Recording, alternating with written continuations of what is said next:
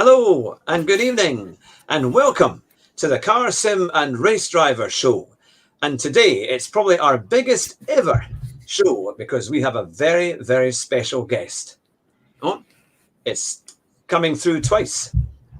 I wonder. That's better. Sorry, it was playing on YouTube behind me. Sorry about that. It is, of course, Rory Alexander, or EERIEISSSS. Is that?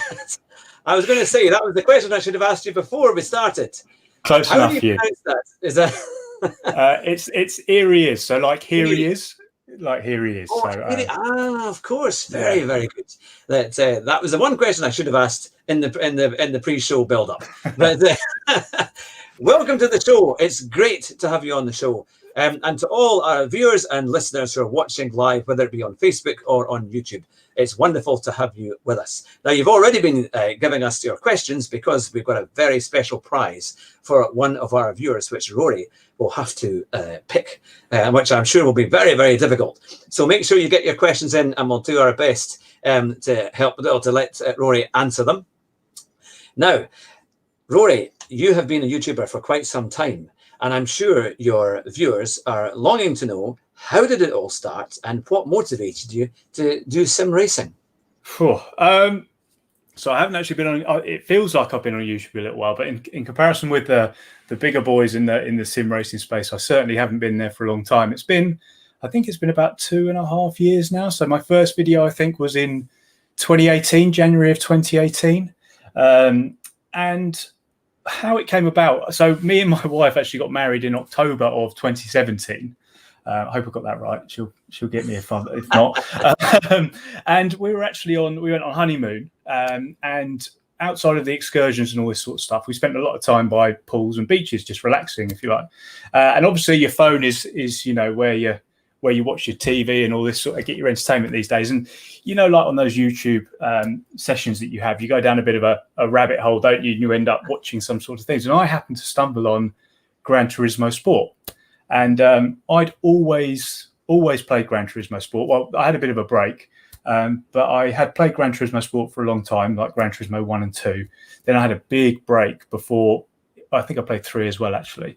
But then I didn't play it till Gran Turismo Sport. And I've always had a keen interest in media, and I'm a bit sort of entrepreneurial, I guess. And I just thought, let's give it a go and see what happens. I hear all this, YouTube's so great, and all this sort of stuff about how people do very well on it. And I thought I'd give it a go. And to be honest, that was 2.5 years ago, and I haven't really stopped, Hugh, to be honest. Wow. No, I mean, that's really good because you've got 26,000 subscribers, over that now, which is fantastic.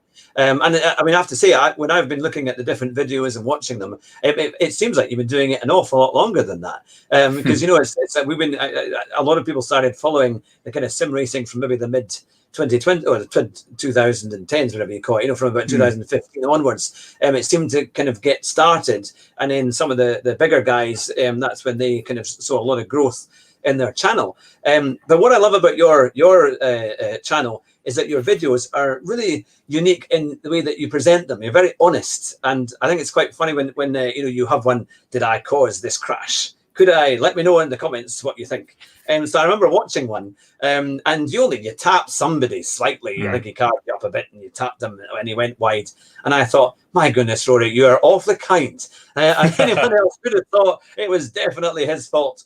Very relaxed, very patient for a racing driver. But you've got that, you've managed to obviously bring that audience forward, and which is great. Do you find that you obviously view a race, if somebody collides with you, you're quite quick to say, oh, that may have been my fault. Is that something that you continue to do, or do you think maybe you've changed your approach over the years?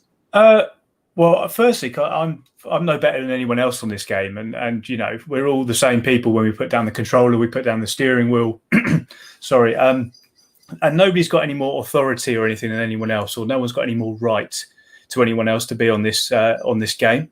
And I'm not always right, and I've learned that through my life. I've been adamant in times when I was a lot younger that I was correct, and getting that perspective. And to be honest, with that sort of stuff, I always ask the questions what everyone thinks, because I have my view on it. And even if I did get my view and stick to it, the comments, the trial by comments, it can be savagery sometimes. So so people will let you know either way. So it's best to not apportion blame, and sort of let the people who are equally as qualified to make a decision on it as you, to let you know. But I do try and stay as clean as possible, just because I've got a passion for not only racing but racecraft. Is something that's massive for me. When I was younger, the drivers that I first started watching, Damon Hill, that's kind of, I try and have my driving style around that, smooth. Then went on to Jenson Button. I'm another massive fan of Jenson Button. Just a smooth driver who is maybe a bit more conservative. And I think that is maybe why I am the way I am on the track. Now that's really good, because I remember years ago, when to show my age, I was only 21 in 1996. In fact, when Hill was world champion, but actually it was in 94 when he had that clash. I was staying at a friend's house and we were watching the Australian Grand Prix live, and of course when it was Hill and Schumacher, and of course we'd actually, the start of the race, it was so early in the morning, both of us had actually fallen asleep, and all of a sudden when Schumacher and Hill got close to one another, and it was the sound of Murray Walker that woke me up, and I said to Jonathan, wake up, it's all happening now. So they were sitting in our living room watching this thing, and of course it was Schumacher clearly hit Hill, and that was the end of his race and the end of his championship, and that was that. I think there's those clean kind of drivers that have tended to come from Britain, in terms of like Hill and Jenson, who have managed to, with their racecraft and just with their kind of gentlemanly approach. That's it. Yeah, I've done really, really well. But so no, it's great you've got that bit, and I think probably from your viewers as well as myself, you can get ready to tap somebody a little bit more in the future for your next rounds of races. Although I don't know. I think if I've got a big thing about if I have to bump someone to get them out of the way, then I shouldn't have got that place anyway. And karma on Gran Turismo Sport is a wonderful thing. So if you you're going to get your comeuppance at some point. Plus I've kind of pigeonholed myself in it now.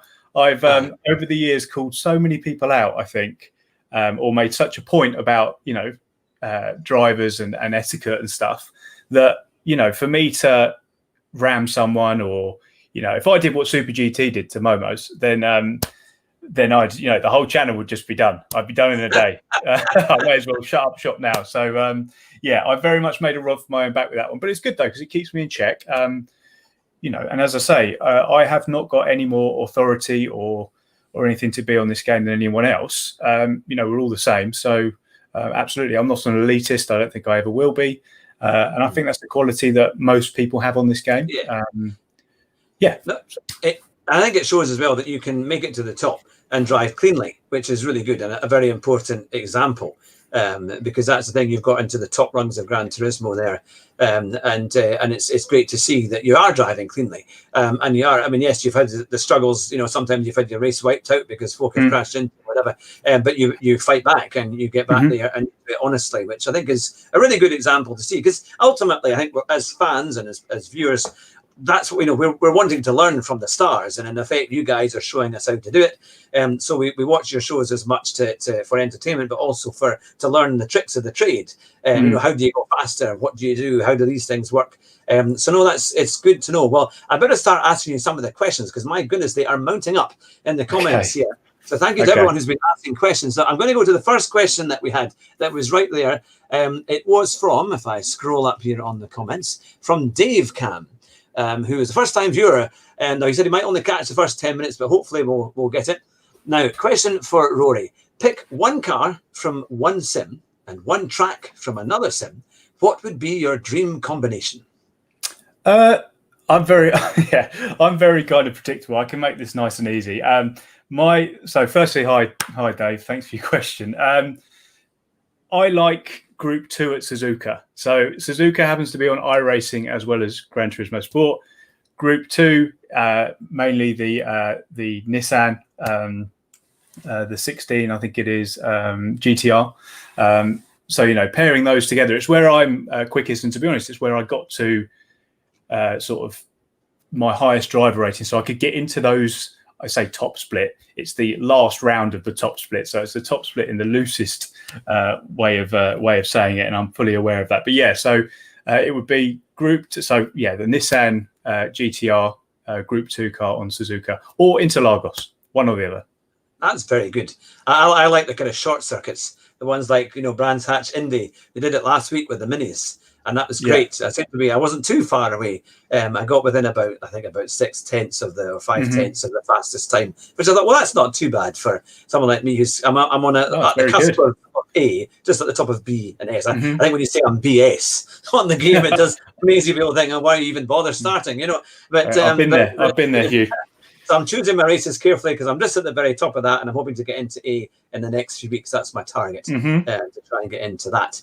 But it's not about me, it's about you. So let's get another question done. From GTS Rogers Racing. Question for Rory. Do you ever think you'll do YouTube full time? No, I don't think so. For a few reasons, really. One, I've got a mortgage to pay for. Or a mortgage to contribute to. I don't obviously, I've got a very successful wife as well. So it's not like I'm, the one earning all the money here. So it's very much a team effort. And, so I wouldn't want to get, YouTube isn't guaranteed. And the amount of money that you make on YouTube until you get into the hundreds of thousands of views on every video that you do every day, it's just not sustainable. People say you don't get into YouTube for the money. And you don't, to be honest, because it's crazy how little they pay you. You really need to do it for the passion of it, really. And also, I think it's important. It would be important from a mental health standpoint. I don't think I could turn my passion into a job. I think because that would turn. If you went pro in making videos on YouTube, you would get up on a Monday morning and be, I've got to go to work, and I wouldn't want to make it that. So, for example, I haven't played since Saturday evening when I did the last, I think it was manufacturers series race, and I'm free to do that, turn it on and turn it off whenever I want. And as I say, turning that into something that I would need to do every day could also take sort of something away from it. And also, finally, sorry, very long-winded answer, it would ruin the journey, because I would then become less relatable to 99% of the GT Sport community, who are also trying to balance family, full-time work, practice, and delivering results on track. So I wouldn't do that unless I went Jimmy Broadbent or Super GT style, which is very unlikely. It's not it's not really a consideration at this point. Oh, great answer. Very, very good. Now, here's a very quick question for you by Jan Hendrik Jewin, who says... Depends what for. So my favourite thing to do in all of sim racing is the team event stuff. And you can only do that on iRacing. The 24 hours of Le Mans, Spa, who else do we do? Daytona. I'm trying to think what other ones. Oh, Nürburgring, of course. How could I forget that? It's a unique challenge in sim racing. And I come together with 3 other guys. There's a few other guys that we race with. With Rob and Alex, who I don't know if the guys will be familiar with in the chat. There is, it's a unique thing, but they're special because they're sort of infrequent. They're kind of every other month. But day-to-day Gran Turismo is a much more, I find, polished product. You turn it on, you're ready to go. You don't have to do setups. You don't have to do this, that, and the other. So if I had to play one, it would just be Gran Turismo. It would just be Gran Turismo. It's a great game to play, really, isn't it? It's nice. You can just jump in and drive, and that's the thing, isn't it? It has its faults, but it's for what it is. It's my favourite game. It always has been. Even back to when it must have been about 10 when it first came out. I'm not sure. Did it come out in 96 or something? I'm not sure. So since then, Gran Turismo has been the go-to, blue chip racing game for me, and I've loved it ever since I first played it. Really. That's brilliant. Now, let's see a quick question. This is from a political mind. It says, "Hi Rory, I went from an SR rating of S to E in one session. It was quite a session. How do you resist the temptation to retaliate against other drivers for unfair penalties? Really, you just got to be part of the solution, not part of the problem. You can't. Two wrongs don't make a right, I think is probably the best way to put it. And to be honest, you're only going to make your situation worse if you hit someone else off. You're both going to get punished for it. And I think it's almost like it spirals. If you sort of hit someone and your SR goes down, you are then going to be put in the lobbies with people who have low SR, who do this all the time. Then you're going to get even lower SR and lower and lower, and it's a vicious cycle. So I would just say, put your radar on, drive. It might be painful, but do maybe 5-6 races not hitting anybody, regardless of the result. Get yourself up into your S rank, and then enjoy some clean racing or cleaner racing. I always remember Super GT saying that, in the most part, if you try and avoid people who are having a clash, we see two people in front that are continually banging or getting very close to it, let them go, because in the most time they'll probably crash, and there'll be a time very shortly that you'll be able to make up those positions. Because they will probably take each other off if they're going at it too much. And sometimes you see that 3 abreast into a right-hander, something's going to go wrong in there, so it's not worth getting involved in all of that. Exactly. And, just use your awareness and use your racecraft. We've all watched enough, first corner pileups to know that if they're in the mid pack, or if you're at the back of the pack coming into turn 1, take your foot off the gas. Just woosah, we like to say. Hang on and, live to fight another day. Don't be part of all the collisions, because most of the time to finish first you've got to finish. It's something we use in the in the endurance world. We use that phrase, but even if you're in daily race B or daily race C, the same still applies. If you get punted off, or if you spin on at turn 1, you're done for. So just be a bit more I would say be a bit more conservative, but of course I'd say that. Now here's a very interesting question by the Mew. Here is: out of the multiple YouTube channel partners you've acquired, which was the most surprising? I.e. Fanatec, Asher, etc. All of them, to be quite honest. The fact that, and I know we touched on this before we came live, Hugh. The fact that your interview, you wanted to put me on your podcast, and the fact that these wonderful people out there want to ask me questions, the fact that companies want to work with me, I still can't quite get my head around it, if I'm honest. So they were all incredibly surprising to me. They equally they've all got their merits. The amount of the stuff they've lent to me or provided me with to showcase on the channel, the value of it is just mind-boggling. What they're willing to put into somebody like me, and it's very humbling. And I take it. I'm really, really grateful for it, to be honest, and feel very indebted to them. I guess it's your first, really, isn't it? So the first company who ever wanted to work with me was GT Omega Racing. Actually, none of the big boys that are here now and all this sort of stuff. It's always your first you remember, isn't it? So it must be them. When I approached them with I think I had 5,000 subscribers or something, for them to acknowledge me and to value me enough to part with their flagship product, it's incredible. So I would say them. I've seen them where they do specific sim rigs, don't they, and the whole thing. Yeah, they do. They're really good products, actually. They're really, really good products. They're a great sort of, they're not quite they're probably in a different price range to some of the other stuff now. They're not, your Sim Lab in terms of rigs, or I think Sparko do a very expensive rig as well. So, it's not your sort of your aluminium profile type rig, but as a starter, I think it's a fantastic choice, along with what you've got, of course. I had it before. Yes. The Logitech G29 steering wheel and pedals. And that answers another question, because what was it? I've got it down here, if I can find it again, or have I moved on? Yes, what would you say would be the best rig for its ability and price for a beginner? Very easy question. There you go. That's it. Yeah. You just said it.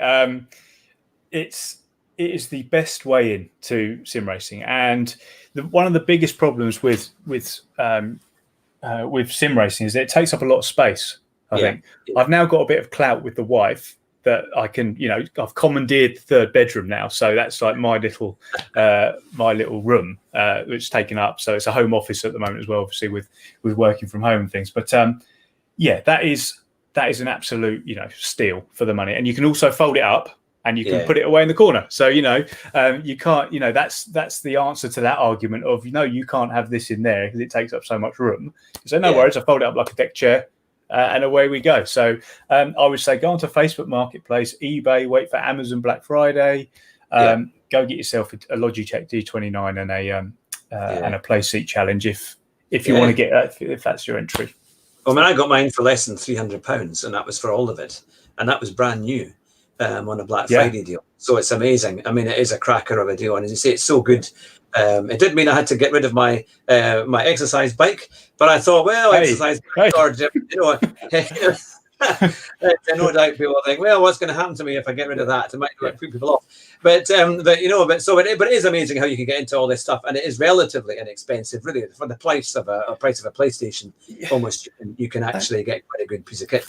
And also, and I make this argument quite a lot, is if this is your hobby and this is your passion.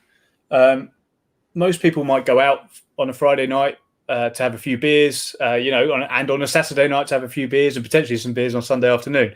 If you tally that up, I know throughout university and throughout my, early 20s, I could buy many, many rigs, many, many G29s, many, many play seat challenges with the amount of beer that I drank, through that. Oh, no, sorry, I say beer. I didn't like it till I was a lot older, but vodka Red Bulls and aftershock, it makes me feel sick just thinking about it, Jaeger bombs and all that sort of stuff. So it's just about what you see value in, and if you invest in these things, then you've got them forever. Yeah. We've got some very nice comments here coming in as well. One from DJ Safer. I hope I've pronounced that correctly.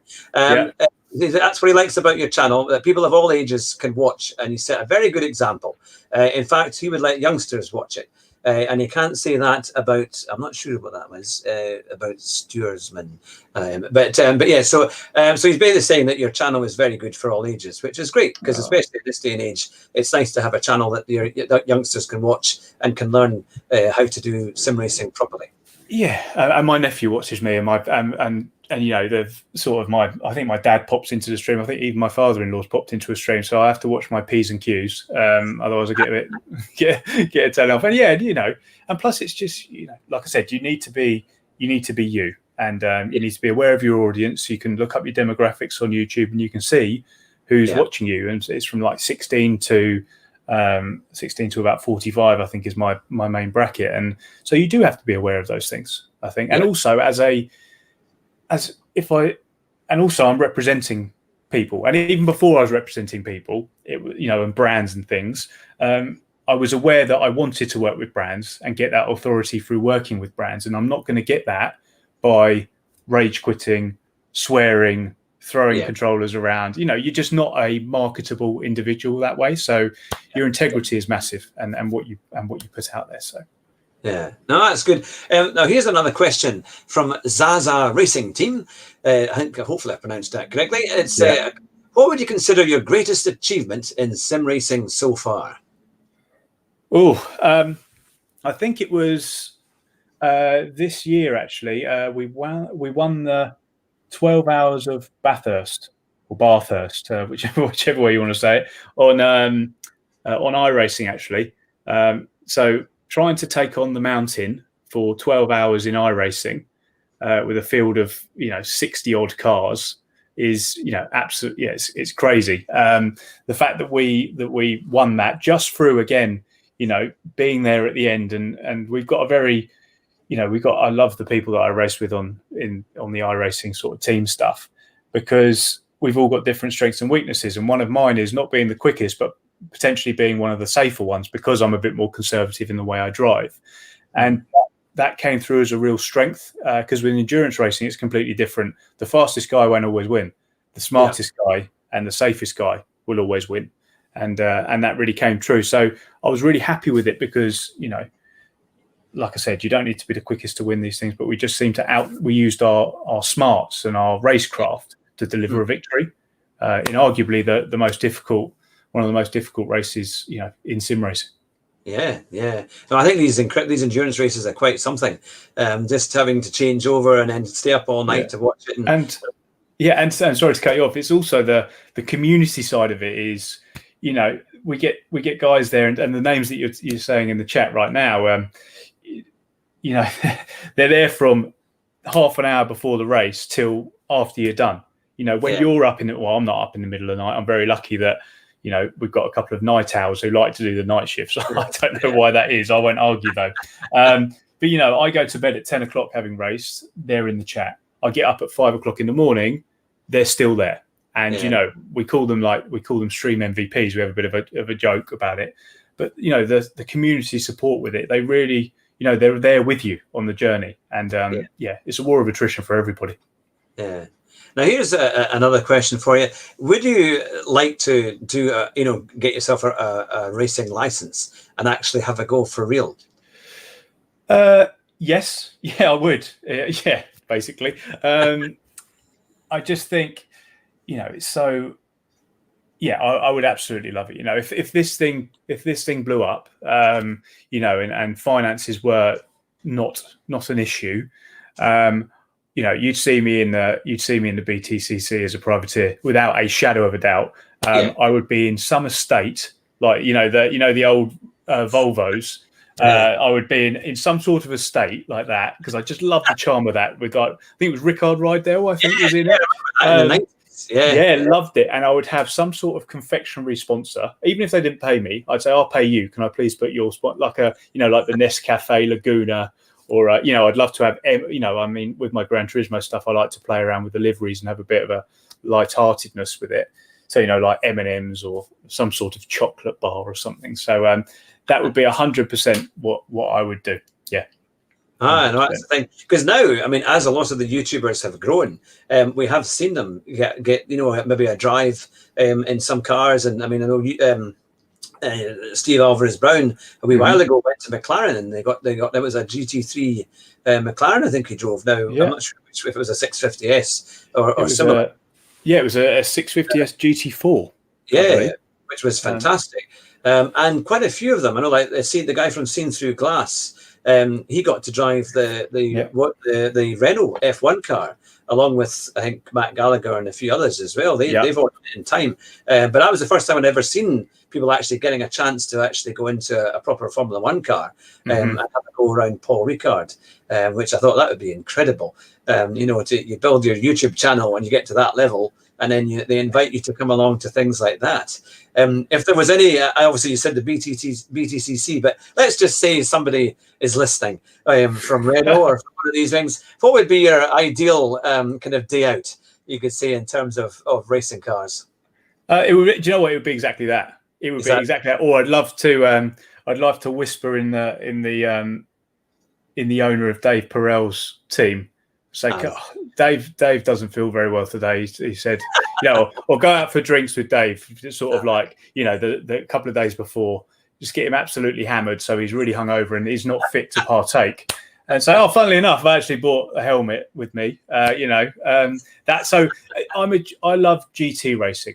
You know, so there's obviously a difference in speed and standard between, you know, your TOCA stuff and your GT racing, but that was a big part of why, you know, even why I wanted this wheel as opposed to the F1 wheel, because I much prefer the GT stuff. I love the way that you can turn these supercars and normal road cars into absolute monsters and then race them. It's just, I love it. So yes, it would be some sort of GT, I think.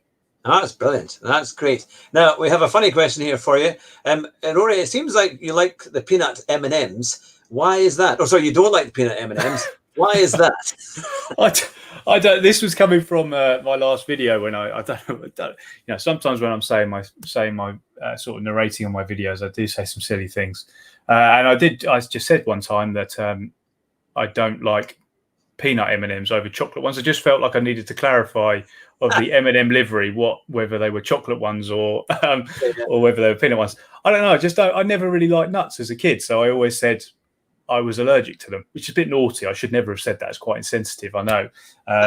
And yeah, to be honest, I've never had a peanut M&M in my life. But I do know I like chocolate, so I often eat that way too much. So yes, that's why really. Late night streaming and for your video thing, isn't it, to keep you going? Oh, you need the kind of sugar high to kind of keep you. Oh, I can't. The metabolism isn't what it once was, Hugh. So you know, I used to be able, you know, those Dominoes that I have on my streams are, you know, I feel like hell the next day and feel like I need to go for a run. So and yeah, my wife reminds me, so so I need to be careful. One of the things as well, I'm sure some of our viewers who obviously are actively do a lot of sim racing and Gran Turismo, when they've played, you know, quite intensely for maybe a few hours in an evening, it's quite hard to kind of come away from that. You know, like it's quite hard to sleep right after that. I always find you need maybe an hour or more to kind of just get yourself relaxed again, because it's if you've been in quite intense races, it kind of fires you up, and you almost want to debrief yourself after it. How do you find once you've done a big night of racing? Are you able to just quite easily go to sleep, or do you find you need a bit of time to relax? It's funny you mentioned that, actually, because since I've been doing the top split stuff, obviously I can't go into the 3 o'clock top split because, you know, I'm nowhere near that level of the top guys. But so I've been doing the last ones at sort of 11 o'clock. Excuse me. And yeah, it's exactly that. I've noticed that once I'm done, I'm thinking whether I've had a good race or a bad race. I'm either on a high because I've had a good race, or, you know, I'm thinking, oh no, I've got to, you know, that race was really bad. And now I've got to somehow spin it for a video in 5 days' time. So there was those sorts of thoughts run through my head. But I think Jimmy Broadbent actually said it really, really well. He said the cars might not be real, but the racing is. And you know, you still get that adrenaline rush. You know, I still get the nerves. You know, when in one of my races recently, there was Manuel Rodri in there. You know, some of these guys who you watch on the live streams and live events. You know, the pinnacle of the sport, and you're in there with them. These same guys. You know, I do get very nervous, and I do go through those same emotions. And I don't want to let myself down, but I feel like I need to push because I want to see how close I am to them. To be honest, see if I can take a scalp, little old me. Log off, turn off the laptop at work at 5 o'clock. Go, you know, put my son to bed, and then let's see if we can beat some FIA World Finalists. Let's have a go, shall we? Yeah. No, that's the way, isn't it? It is something. Well, I better get through all these questions because there's lots more coming in, which is fantastic. Let's say now from Alex. It says, Rory, any tips for mastering a life being a husband, father, full-time worker, sim racer, and a YouTuber? How many hours does your day have? Oh, so quite a few. But sometimes I will have, you know, lazy days. Sometimes I will completely crash out. So, you know, I'm not going to sit here and say, you know, I'm Superman and super dedicated and super, you know, disciplined and all this sort of stuff. I like to get up. A typical day is probably I like to get up about 5, something like that. I'll then sort of slowly I might do some scripts for a video, because since the COVID stuff started, our gym doesn't open till 6.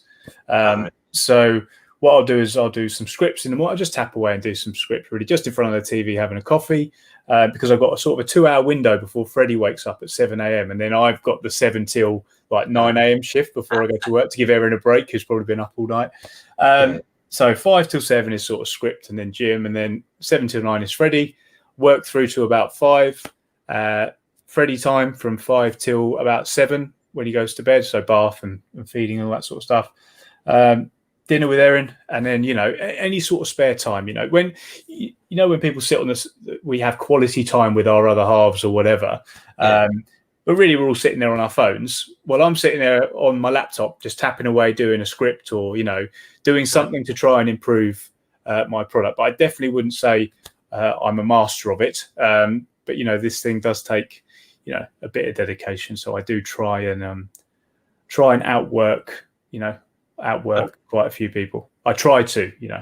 Well, it definitely must be the case, because that's getting up at 5 o'clock in the morning, especially when you have a young one, because it can be quite hard to sleep anyway when you have a young one. I know the first few months of when we had ours, it was we had to swap the shifts. I would stay up till midnight, and then my wife, and then I'd go to bed, and then my wife would do the 4 o'clock bell and so on. Okay, so we're quite lucky. Erin's I say trained like he's an animal. She's got in a routine with him So it's really, he's, we're very lucky at the moment in terms of sleep. And also I'm very lucky that because I'm working and she's on maternity leave, this has materialized into some sort of pass, which means I don't have to get up in the night. And she does it all. So, so I've got to take my opportunities while I can. Now, here is a question from the Mew. If we're going to ask off-kilter questions, who picked the colour for the wonky shed? Thanks for that, Mew. So this is so I've got a shed. So I've got a shed in the back garden that I do. So with my channel members, I try and do, because I feel, incredibly grateful and borderline guilty that people are parting with their hard-earned money just to support me. So what we do is we've only done a couple, but I really need to do some more. Is like an away from the rig, just a chat with everybody about life and about stuff. And it was a really nice sunny day a couple of weeks ago, and in the background was, I foolishly had my shed, and this was a project that normally I like to, if I'm not a pro at lots of things, and there's less hassle and there's less stress and there's less arguments to pay someone to go and do it. I'm not a shed putter upper. I believe the technical, I'm not, or whatever that, assembler or whatever. And that just is a wonderful example to Erin that let's outsource all stuff that is technical or, DIY, because I am not, I struggle enough putting my rig together, let alone anything else. So she chose it. I painted it. But yeah, it's a shame. It's a nice colour, but it's just completely ruined because the shed is wonky and could fall over at any point. That's good. I suddenly thought, when I read that question, I thought, oh my goodness, is my video coming out wonky? When I suddenly saw some kind of underhand or joke that I wasn't aware of. No, it would do if I set it up. All those pictures on your wall and the bookshelf would be like that. Yeah, you'd be in big trouble. Relatively straight.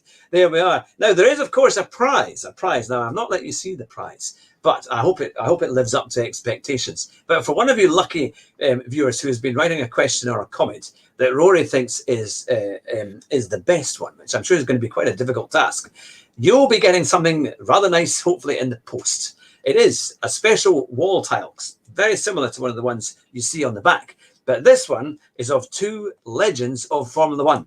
One, of course, is Ayrton Senna, and the other is Fangio. And this picture was taken of the two of them together. So I'll show you. Here we are. I don't know if that comes out.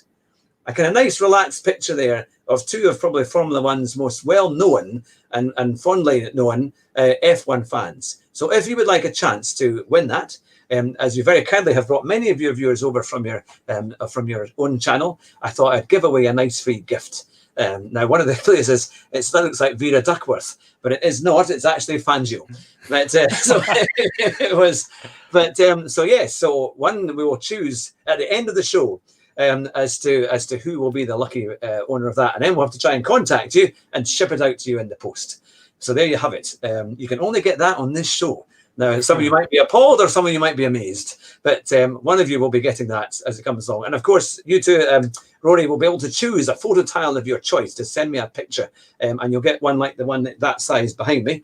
And you can, of anything you like, and it sticks on your wall, and I'll send one out to you. Oh, well. As a thank you for coming on the show. No, thank you. Yes, great. Thank you very much. Now, one of the things was, I know you do obviously a lot of lobbies as well, and I've actually been asked by one of my co-hosts who's watching tonight, could we potentially do a lobby race? Would that be something you'd be up for? Yeah, of course. I don't do as much lobbies as I wanted to because I have terrible internet where I am, and I'm actually, I've forgotten what it is, bandwidth 3 or NAT type 3, which basically means you can't race with anyone. But since we've actually changed that from last week, so yes, absolutely. Name a time, name a place. We can absolutely do that. Yeah, no, that would be great fun. I did once do a lobby. Well, I attempted to do a lobby that Super GT was doing, and my amazement was a space came up, so I got into it, and I was just finishing the other qualifying session, and I told Steve that I was in his session, and the first thing he did was ram me right up the back. So I went flying off, and then of course his game crashed. and his stream crashed. So he had to reset his game, and that chucked me out of the whole thing. So that's his name, to any of the YouTubers being able to race with them. Although, to be fair, I have raced against a kind of random race that David Perel happened to be in on a Sunday night, which was quite fun. And he actually crashed into me again. So maybe I don't know if I've got that kind of like saying hit me up the bag or whatever it might be. But it was quite fun. But then I did email him afterwards to say, was that my fault? And he seemingly said no. So I'm at the wrong place at the wrong time. But no, it'd be really good to do lobby races, because I mean, of course, you're getting right up there in the times, the qualifying times. What would you say is the secret to getting a really good time on Gran Turismo? Copying the top 10. That's let's be completely honest about it. You know, I've taken on a couple of my streams, and I say it in my videos. You know, I try and impart with a bit of knowledge to people is, you know, don't reinvent the wheel. In business, you call it benchmarking, which is a posh word for copying.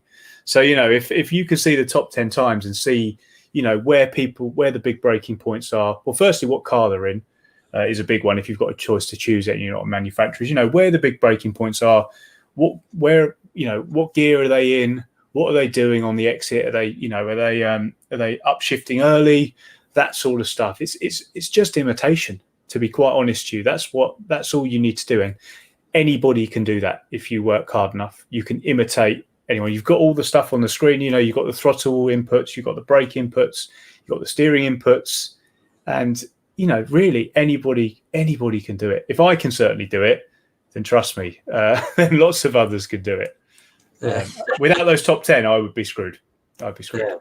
Now, I've got a question here. I'm just trying to make sure that I've got it at the right bit here. It was about the ERT racing team. I'm not sure if that was maybe your own racing team, but what was I think it was the motivation, or what happened to, you know, what was the decision to make that, or to join the ERT racing team? There's two kind of iterations of ERT. It first started probably about 18 months ago when I saw another well-known sort of content creator being very picky about who could enter. They had a sort of like a community-based thing, and what they were doing is saying you had to be at level X to join, and you know, you had to do this. And really, I felt it was rather elitist, and I was, you know, I wouldn't have even qualified to be in their community team. So what I wanted to do is I created just ERT and just said, look, anybody who wants to be part of something can join this. You don't have to, you know, you don't have to do anything. All that we ask is that you represent, you know, me and the community and what we stand for. You know, the sort of stuff, you know, the clean racing. That's it, really. I don't care how fast people are. It's just trying to, you know, racecraft and all that sort of stuff. That's where ERT originally came from. And then you've got another aspect called ERT esports, which was, you know, I'm very flattered by it. It was a bunch of the guys started it and asked if they could use my name, really. And I said, yeah, of course. And ironically, I am the slowest member by quite some way of ERT. You know, we've got some incredibly fast people on there. And if you go follow their Twitter or anything like that, you'll see them. But, you know, they're all graduating into iRacing. So, you know, top split iRacers, previous World Gran Turismo live events, like people, drivers, you know. So I came up with the community side of ERT, but then they took it and ran with it, and they've created something that is, you know, it's almost a bit awkward that I am the slowest. I feel a bit guilty about it, to be honest. But it's really nice though, because the reason that they say they're going to keep the name is that they say they became friends through my channel and my community, and you know, that is what brought them together, and they're now very close friends. And we're all very close friends through this, which is, you know, incredible.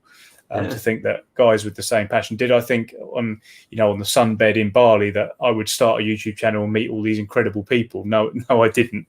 But you know, it's fantastic, and that's how that came about. I'm very grateful that that they used my name, to be honest.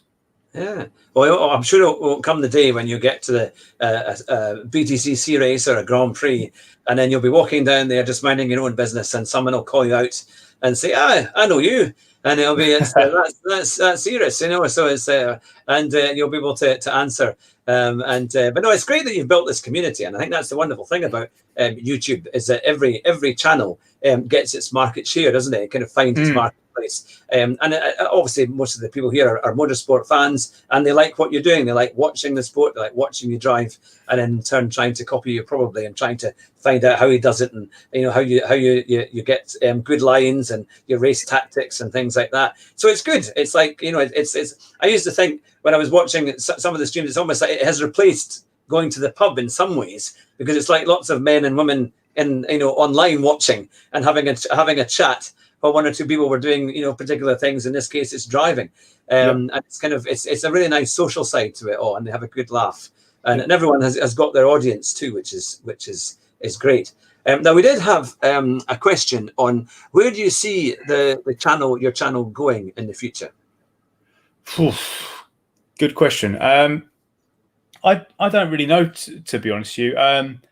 I'm just going to keep doing what I do and try and enjoy it. I feel like the journey's gone really, really well. So, and I'm doing this because it's been a very up and down journey. From when I first started Gran Turismo on the I was in chase cam on the controller with traction control on. That's a bad thing.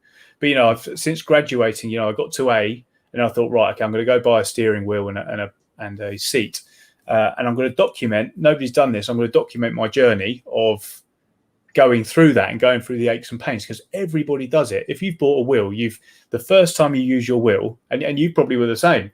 It's a real struggle. I was coming last and all this sort of stuff, and I had to document it all on the channel.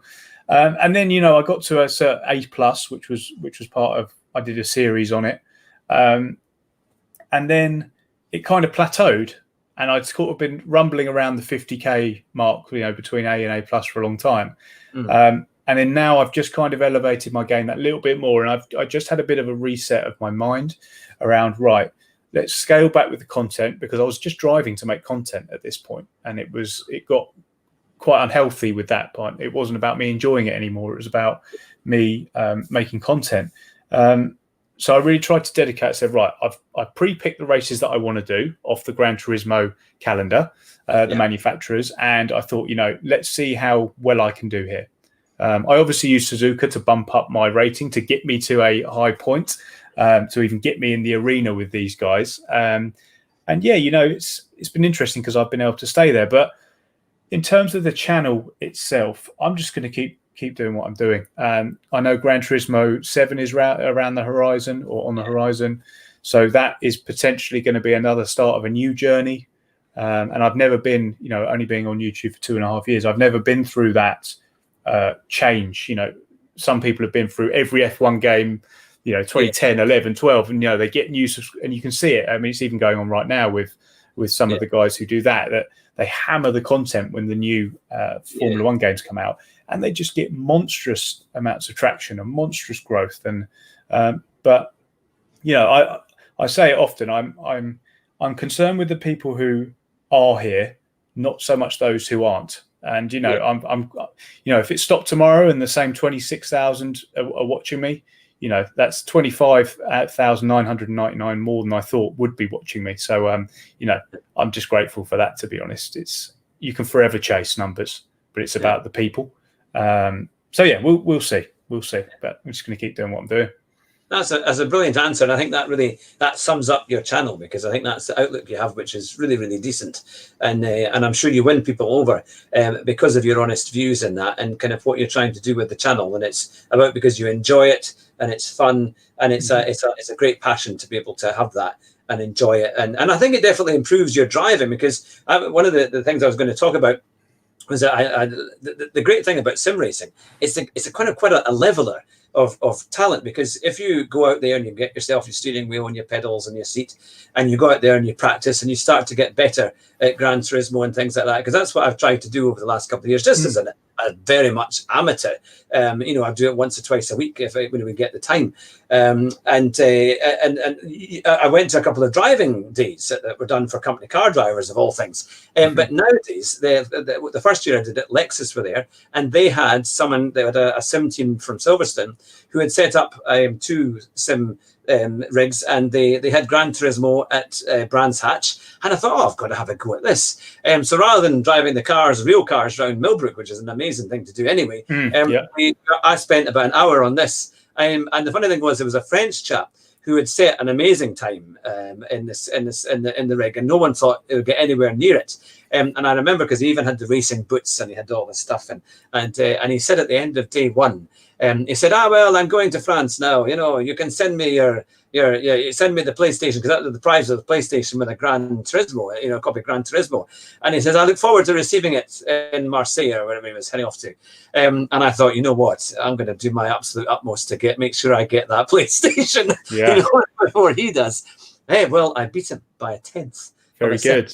And I think the guys who were running it were hoping it was going to be close as well. So it kind of made for a bit more. So they allowed me to have a few more shots. I mean, there wasn't a limit on the amount of shots, but I did go out there quite a few times. And it was great. And so I won, a PlayStation and a copy of the game as well. And last year at the same event, Mercedes-Benz were there. They had their F1 set up. And this time it was at Silverstone, and it was quite good because the steering wheel really it shook like crazy as you were driving along the streets. It was quite a hard setup.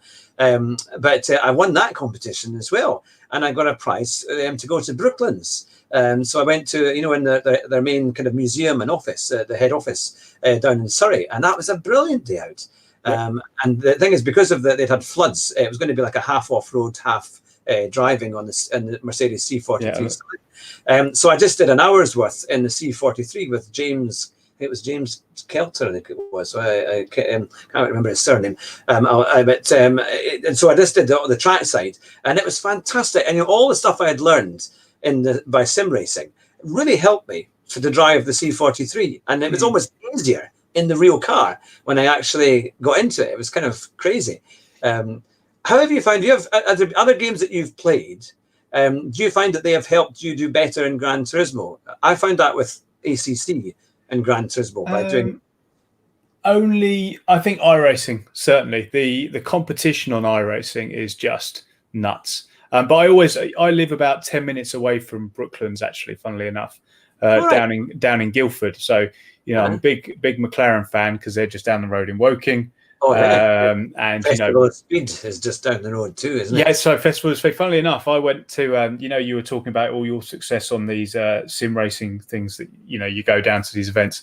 I actually had quite the opposite experience when I went to Goodwood. I used to go all the time. It's a real shame it's not on, but I love the drive down there. You see all the amazing cars en route down there, and they had a sim racing stand. I think it must have been at Ford or something. I thought, I've been always quite handy at Gran. This was before, the Gran Turismo Sport stuff. I thought, I'm quite handy at this.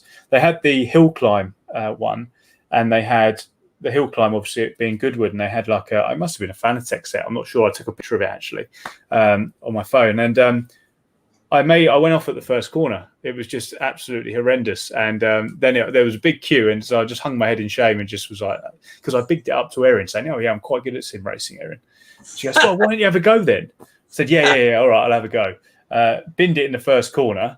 Didn't even get to where Chris, what was his name? Who's the cyclist? Chris Hoy, who binned it in the GTR or whatever he was driving. Just went off at the first corner. Very embarrassing. So whenever I see those things, I walk in the other direction. Even more so now. People might see me and say, "Oh, you go and have a go on that, Rory."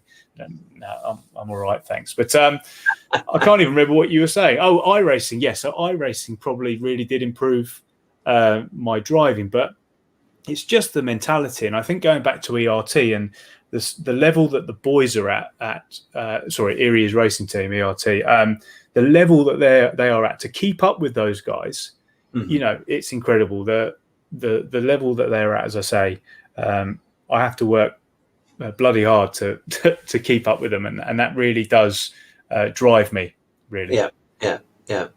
No, it's great though, isn't it? I mean, that's the thing.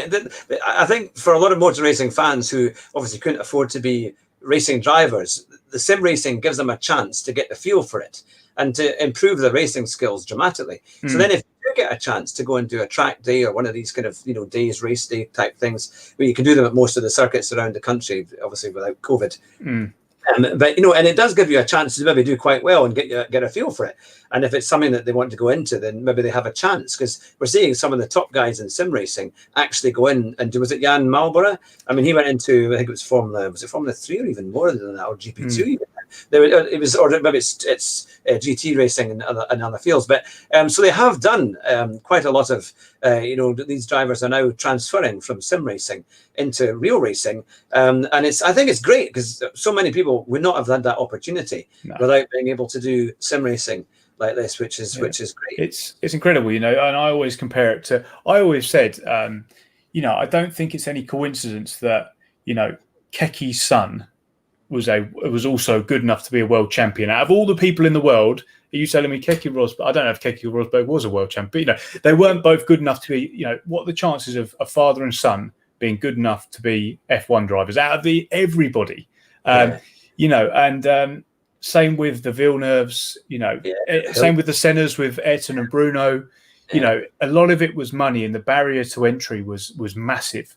Some of the best drivers it's not like football. Anybody can kick a football. And when you see the product on the field, that the top of football is so much more competitive than top of F1 or anything like that. But now you're right. You've got you've got James Baldwin doing the GT stuff. You've obviously got Igor Fraga.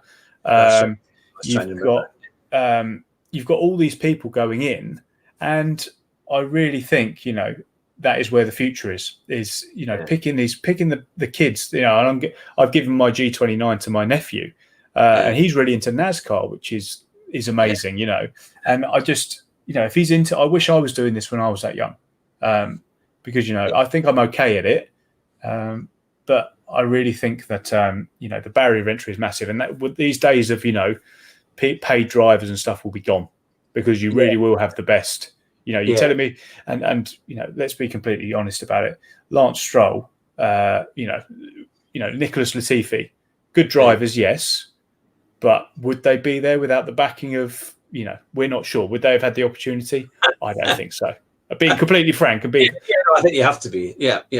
Because that's been one of the things in Formula One over the years. They've had their Pedro Diniz and all sorts of other drivers that were clearly, they brought massive sponsorship, and it was rare that they did particularly well.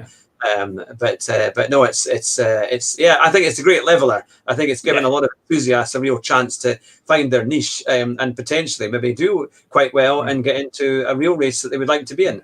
And I think the way that F1's going, it's so unfortunate about the lockdown, because a lot of the big races and simulator races were actually taking part at the same time as the actual real event. So you would go to like Spa for a GT3 race or a Blancpain race, and they would have all the setup there, and they'd be having a sim race at the same time, and people like Josh Martin and others and Chris Hay would be commentating on it.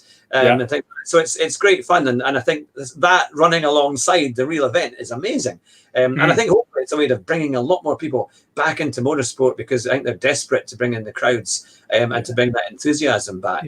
I think we are seeing as well, with the 3 Brits that have come through, and Max Verstappen as well, we're seeing that gaming generation come through. These boys are incredibly good drivers. Obviously, they've had their opportunities through karting and things.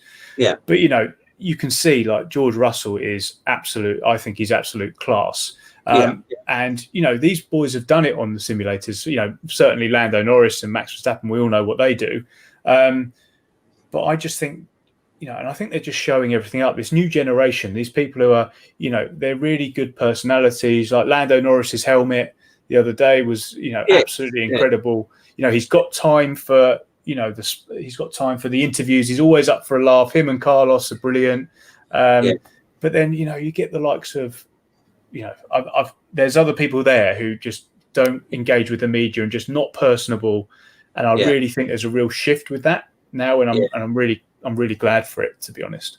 Yeah, because it also, you want to know the drivers. And in the old days, that's what made you kind of love the sport, because they all did videos, and everyone was, lining up at Duke Video to buy the latest video of Ayrton Senna or Nigel Mansell or one of the, because they had these really good interviews with Murray Walker, and you got the inside knowledge that you just couldn't get anywhere else. And I think they've missed a little bit of that in the current lineup, and it's good because now with social media they can't afford to. So I think it's very good that Norris and Russell do that well. In fact, we tried to commentate on the e-races that were when they did the Formula One esports races, and some of them were okay. The Brazilian race was excellent with Albon and others racing around.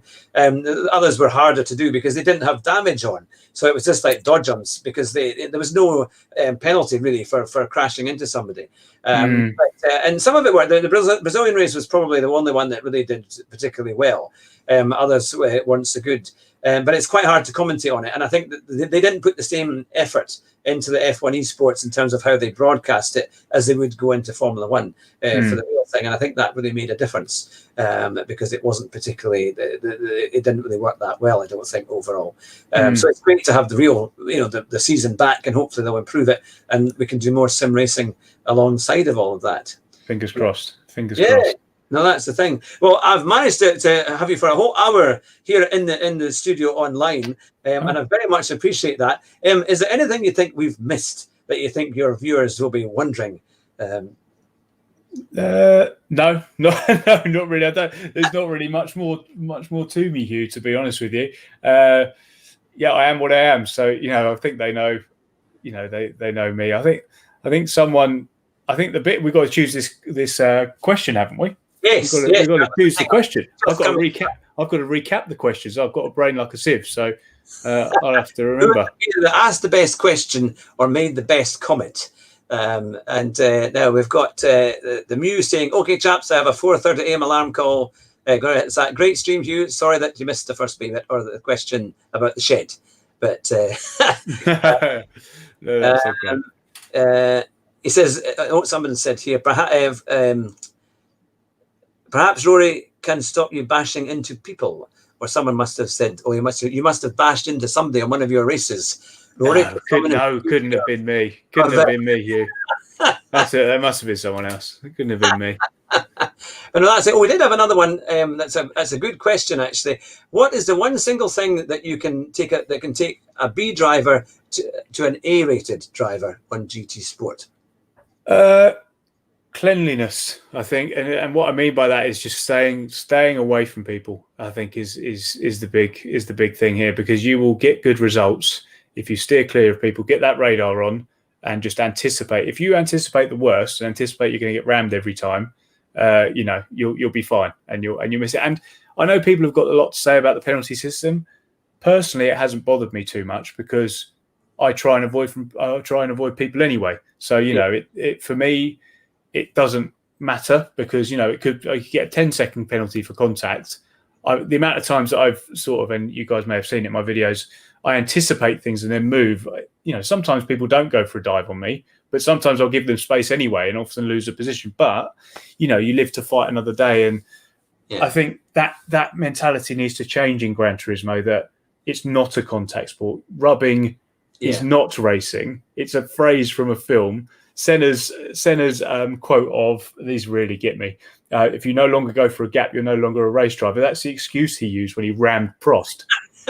and these people just throw these around like they're excuses for it. I think you could get away with it on certain. And people just need to be gentlemen racers at the end of the day, and represent yourself well on track. I think because you don't do that on iRacing. You do that sort of stuff on iRacing, your wheels coming off, you got wonky wings, you got everything. So it's not good. But stay clean is what I would say. That's there. One quick final question. Kalpesh Ringazia, hopefully I pronounced that right. When is Rory streaming next? Oh, good question. I don't know. I mean, like I've said to the guys before, it's not something that I'm overly outside of the 24-hour stuff where I've got people to bounce off of. You probably get this when you're presenting. It's good to have people to bounce off of to entertain and all this sort of stuff. I don't feel I'm an entertainer. I'm not. I don't have the charisma of Super GT. I don't have or Jimmy. I don't have the quirks of Key. I don't have his short fuse, which is part of his product and part of his charm. Really, is that you never know where he's going to kick off. So I don't have those sorts of things. So I don't know. suppose the answer is, and I know he already is, but subscribe, put the bell button on, and then I suppose, is that what? And guys, by the way, if you haven't already subscribed to Hugh's channel, he's got really good stuff with I've just been watching today all the interviews you've done with Super GT and Dave Perel and Key and stuff. So if you haven't already subscribed to Hugh, make sure you do. Good stuff on there. Thank you very much. I really appreciate that. And to everyone's fantastic questions. It's been really good and lots of good comments. Now, we're going to have to choose a winner here, or I say Rory's going to have to choose a winner. Out of all of that, it's going to be right. What do you think? I saw one that I didn't. So GT4 and more. We didn't actually cover this one, but this is one that I do think is the best question of the day. Do you think that it could be possible to be involved with Gran Turismo events like Jimmy Broadbent, Super GT, etc.? I think that's the best question, because I don't know. I'd love, I've messaged them a few times and said, look, I will pay my way, I will do whatever. I just want to be. I don't know what more I need to do to be involved, to be quite honest with you. And I would love the opportunity, because I think it's, again, bringing that everyman, or every person, your normal Joe Blogs. I'm not Super GT, I'm not a massive YouTuber. I'm not Jimmy Broadbent, who's part of the staff and stuff. I'm like everybody else, and I would love to bring that unique perspective. Someone who was using a controller 2 years ago and being in C rank and all this sort of stuff, and having the same struggles. I'd love to bring that unique perspective, and then to recognise the normal man on GT Sport. I would. So I would say GT4 and more. That would be super, and it's be well deserved. And I look forward to seeing a video when you're out there. And I think the last party they had was in New York with Yomo, the guy who created it. Yomo. That'd be nice, wouldn't it? It's not a bad way to live, is it? A hotel with a pool on the top floor in New York, celebrating way into the middle of the night. So no doubt, it's eventually, I'm sure you'll get there. So GT4, this amazing prize. It's like a Top Gear prize. You might not want it, but it's coming to you whether you like it or not. It's of Ayrton Senna and Manuel Fangio. It will be on its way. The best thing to do, if you can email me, info@hughhatrick.com with an address and details, and I will get that sent out to you as well. That would be super. But thank you to everyone for watching tonight and your wonderful comments and great questions. It's been great having you on the show. And just if you are wanting to listen to podcasts or have a spare few minutes tomorrow, we'll be going over the Grand Prix, the British Grand Prix tomorrow night at 9 o'clock live here on the Car Sim and Race Driver Show. Now, I don't know if you know our kind of motto, Rory, but we have a motto for our show, and it is drive fast and try not to crash. So it's I'm sure I spied that from some very famous racing driver, but they've never sued me so far. So I think we're okay. But stay on the line and I'll finish the show. So thanks to all our viewers and listeners. You've been listening to the Car Sim and Race Driver Show with our very, very special guest, Rory Alexander, or EERIEISSSS. Thank you, guys. Bye just now.